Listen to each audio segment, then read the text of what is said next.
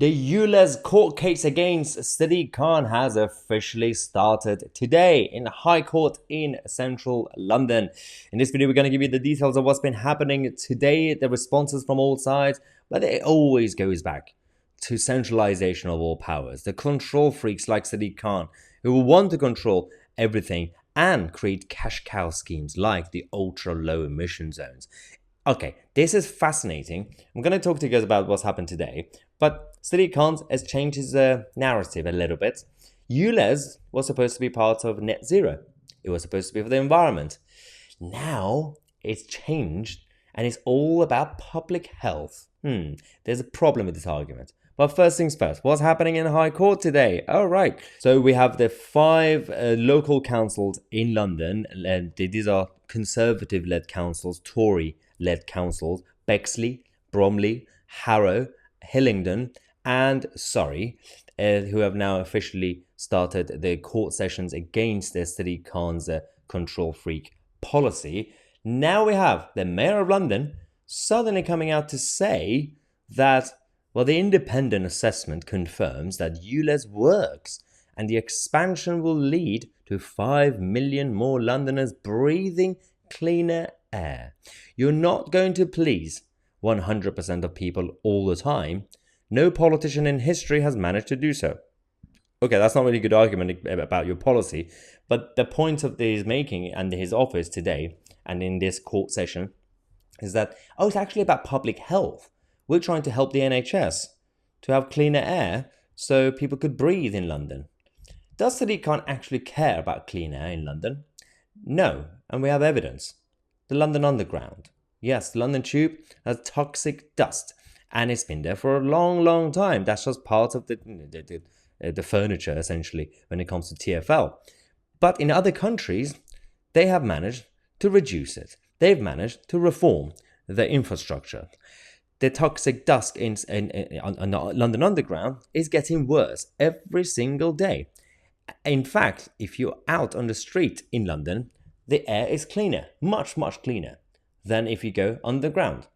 But this Sadiq Khan, the Mayor of London, is not addressing that issue. He's actually completely denied these claims, even though we have evidence. We've exposed it on this channel weeks ago, months ago, and how we had Adam Cherry sent to the London Underground from Guido to actually using one of these devices to show how dirty and toxic the air is in London Underground.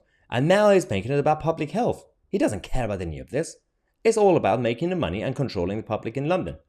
Now, today we've also had Howard Cox, the Reform UK's London mayoral candidate. You can see him and sitting on the floor with a no to ULEZ sign.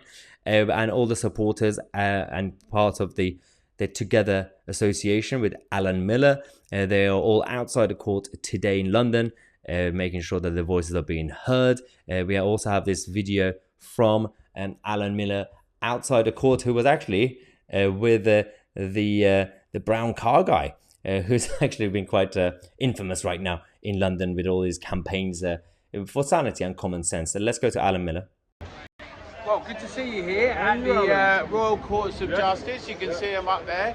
You just did a video as well about what's going on, and we're hearing all this stuff about the pollution allegedly on but we know the air quality is better than it has been for decades. But what's going on the underground? You've just done some stuff with that, with things going on. I did 2 videos. I've done a part 1 and a part 2, kind of like an investigation into the... You see, the thing is, what I was trying to look at, we've had this discussion for coming up to a year now about the ULEZ expansion. And obviously we looked at the original report that was commissioned by TfL, which is the Jacobs report, which basically said that there was negligible to no benefit of doing this, even though they're spending £350 million on it. But we've kind of relied on that report. So what I wanted to do was to try and get some evidence for myself, and to reassure myself that this is correct, So I got hold of one of these devices, and this is an air quality monitor. And I took this around the current ULEZ zone, which is central and inner London, in part one of my videos, and then in part two I went to the outer area where ULEZ was coming to. And the thing that I found, the confirmation that I got, was standing in the middle of some of the busiest roads in London, both in London and also like North Circular, Finchley Road, all of these places, Hendon, you know, right in the middle, and above them, and next to them. And I did not get a reading anywhere approaching bad. So there's a threshold of the air quality index, the AQI, of 0 up to 500. Anything above 50 starts to get moderate, and anything above that is dangerous. I never got a reading of 50 on the public road. I never got a reading anywhere near 50, right? Where I got incredibly high readings and scarily high readings was on the underground. In fact, it shot up to 183 on the Jubilee line. In fact, just a Green Park, the station before where we are now. And that terrified me. And the particulate emissions, they rocketed it up to about, I think it was 119 for 2.5. The threshold for that is 12. And it went up to 219 on PM10, and the threshold for that is 54. So you can imagine, like, that just went into straight unhealthy, you know. So if Sadiq can't really wanted to do something about that, he should focus on something he's got control over, TFL, and get that sorted out. Yeah, it's shocking. All right, well, thanks for being here today. Thanks for your work. See you soon. Cheers, mate. The sound quality wasn't perfect, but hopefully you heard them. Alan Miller, get a better microphone for your camera next time. They're talking about the London Underground and all the toxic dust down there as well. For those, in case you're not familiar with the issue, the purple section in central London, that's the current ULEZ, the current boundary. And then you got the red section, which is the expansion, which will come in place at the end of August this year, next month, if Sadiq Khan wins this court case. But that's basically Greater London, which means you can no longer call it an ultra-low emission zone. It's an ultra-low emission city. It's not a zone, it's a whole city. Now, in terms of the court case itself, the details, let's explain what's actually happening.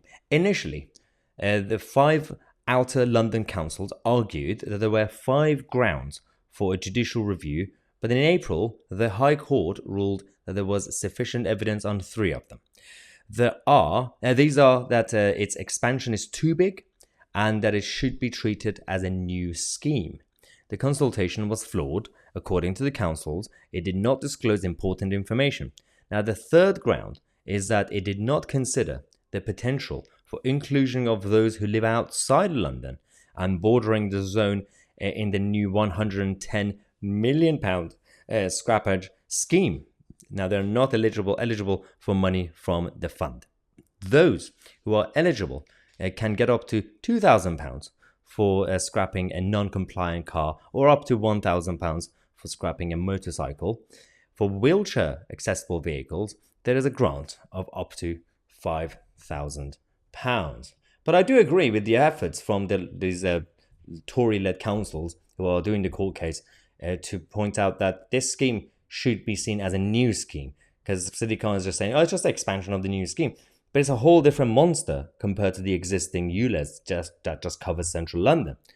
And because it's at outer London, the Greater London areas, it affects a lot of people who are not even in London. It affects people who just travel around Greater London, and they're going to get hit by this, as well as those who actually live in Greater London. So this is not just a London-centric issue. It's now affecting everybody else who might even get close to the capital of this country. And if Sadiq Khan wins this battle, then we're going to see, then basically this is condoning bad behavior in the political establishment. You're going to see more of these schemes being completely established across the country. We already have the clean air zones in Birmingham and in Glasgow. You're going to see more of them. So this battle is not just for London, but it's for the whole country. Come on, Britannia. Let's see what the judges do in this situation. Let me know your thoughts. Do you think Sadiq Khan's going to win or lose? I'm Mahyar Tousi, and we are the media.